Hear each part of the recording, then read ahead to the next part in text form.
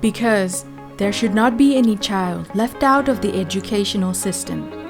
And education should be for all, and all for education.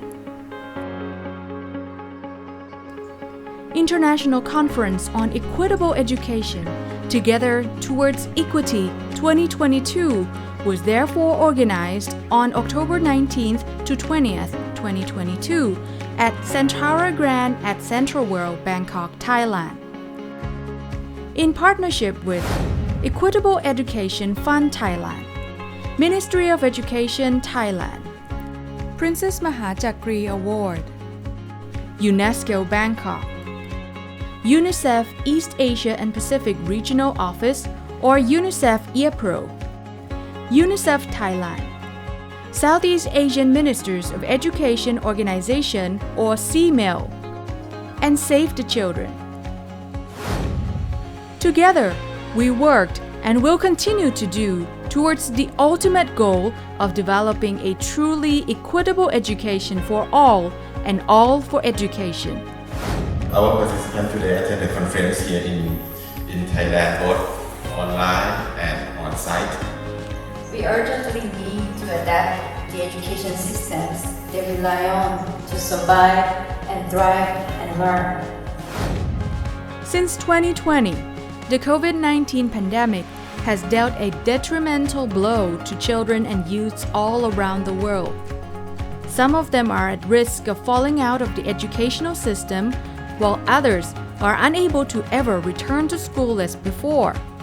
This gathering of partners in educational circles, be it government agencies, non-profit organizations, educators, policymakers, academics, and youth representatives from various countries, is therefore an important opportunity to raise awareness on equitable education and thereby enhance innovative mechanisms or practices that will prevent the disadvantaged and marginalized from being left behind.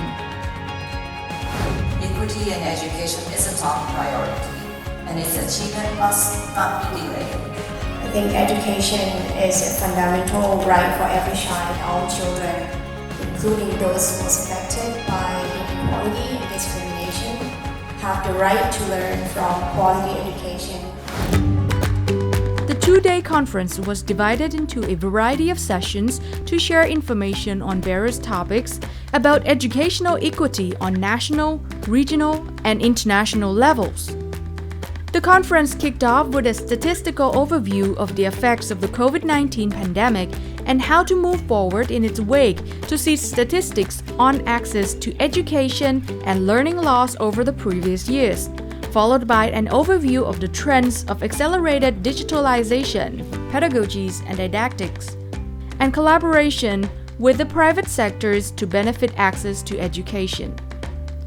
Meanwhile, viewpoints were exchanged on skills development and needs of disadvantaged children and youths before ideas were brainstormed for bridging the gaps in education, with recovery programs for the underprivileged as well as the use of various assessment tools to eventually bring about changes in learning patterns. Put the child at the center of the policy making and put our frontline workers like teachers, school, and also leading local community to listen to them. And also bring in the needs of socio-economic needs of the country for the future into our curriculum. And the last message, which is a very strong one at your ending word, is we need to make our students learn again, smile again. Not only did this international academic conference help to better reflect the current educational situation and future educational needs, and pave the way for quality education to which everyone has equal access. The next steps to be taken by the educational circles will be to support learning recovery, develop strong educational systems, and jointly establish equity in all for education.